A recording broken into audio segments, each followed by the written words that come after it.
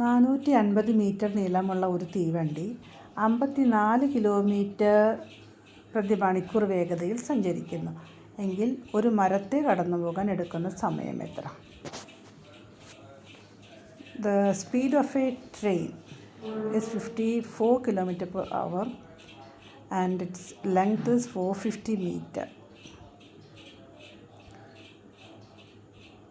അങ്ങനെയുള്ള train വഴിവക്കിലൊരു tree ഉണ്ട്. ആ ട്രീയെ കടന്നു പോകാൻ എടുക്കുന്ന സമയമാണ് നമ്മളോട് നോക്കാൻ പറഞ്ഞിരിക്കുന്നത്. ഒരു മരത്തെ കടന്നു പോകുക എന്ന് പറഞ്ഞാൽ ആ തീവണ്ടി സഞ്ചരിക്കുന്ന ദൂരം എത്രയായിരിക്കും? തീവണ്ടിയുടെ നീളം തന്നെ ഇരിക്കും.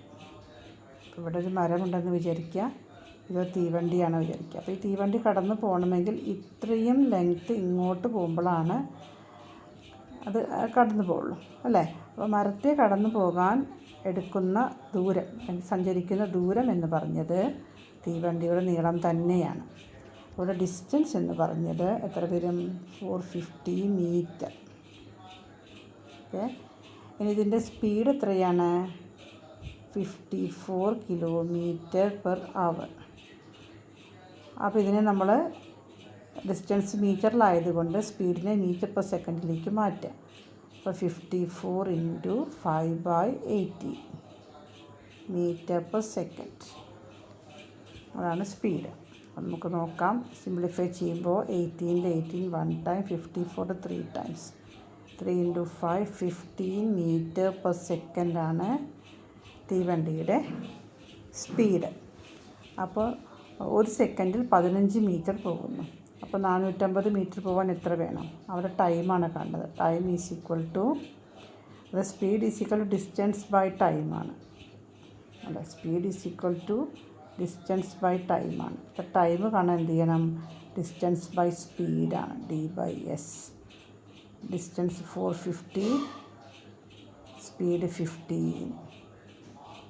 അപ്പോൾ സിംപ്ലിഫൈ ചെയ്യുമ്പോൾ 15 1s are 15, 15 3s are 45 and 0 30. So the time is 30 seconds.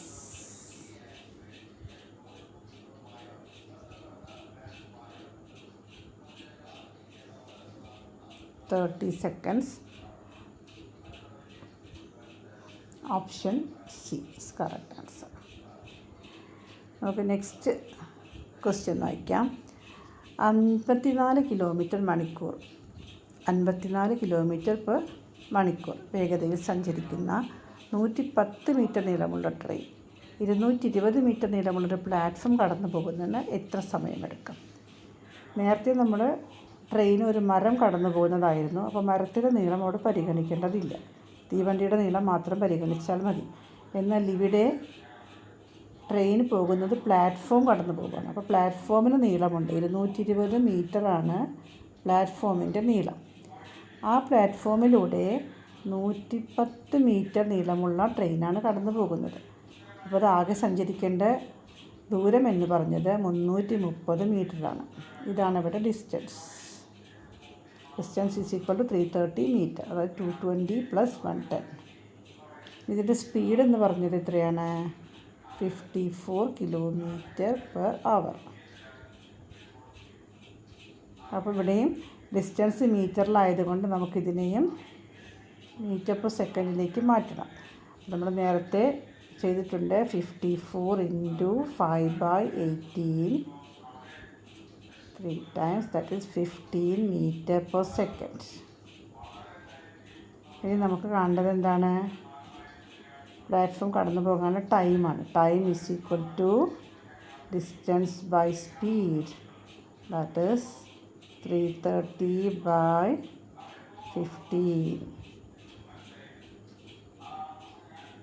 30ൽ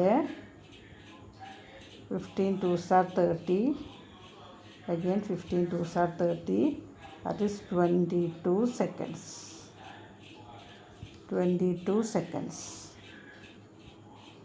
option C ആണ് കറക്റ്റ് ആൻസർ. ഇവിടെ മരം, പില്ലറ്, വഴിയിൽ നിൽക്കുന്ന ഒരാൾ, അങ്ങനെയൊക്കെയുള്ള വസ്തുക്കളെ കടന്നു പോകുന്ന ട്രെയിനിൻ്റെ ഡിസ്റ്റൻസ് എന്ന് പറയുന്നത് ട്രെയിനിൻ്റെ നീളം മാത്രമാണ്. എന്നാൽ ഒരു പ്ലാറ്റ്ഫോം കടന്നു പോവുക, അല്ലെങ്കിൽ ഒരു പാലം കടന്നു പോവുക, അല്ലെങ്കിൽ ഒരു ടണൽ, തുരങ്കം കടന്നു പോവുക എന്നൊക്കെ പറയുമ്പോൾ അവിടെ ആ ഒരു പാലമോ പ്ലാറ്റ്ഫോം എന്താണെങ്കിലും അതിൻ്റെ നീളവും ട്രെയിനിൻ്റെ നീളവും കൂടെ ആഡ് ചെയ്തതാണ് അത് സഞ്ചരിക്കുന്ന ആകെ ഡിസ്റ്റൻസ് എന്നത് ഓർക്കണം. ബാക്കിയെല്ലാം നമ്മൾ സ്പീഡും ടൈമും ഡിസ്റ്റൻസും തമ്മിലുള്ള റിലേഷൻ വെച്ചിട്ടുള്ള കാൽക്കുലേഷൻ തന്നെയാണ്. സ്പീഡാണ് കാണേണ്ടതെങ്കിൽ ഡിസ്റ്റൻസ് ബൈ ടൈം, ടൈമാണ് കാണേണ്ടതെങ്കിൽ ഡിസ്റ്റൻസ് ബൈ സ്പീഡ്, ഡിസ്റ്റൻസാണ് കാണേണ്ടതെങ്കിൽ സ്പീഡ് ഇൻറ്റു ടൈം. അത് വെച്ചിട്ട് നമുക്ക് കാൽക്കുലേഷൻസ് ചെയ്യാവുന്നതേ ഉള്ളൂ.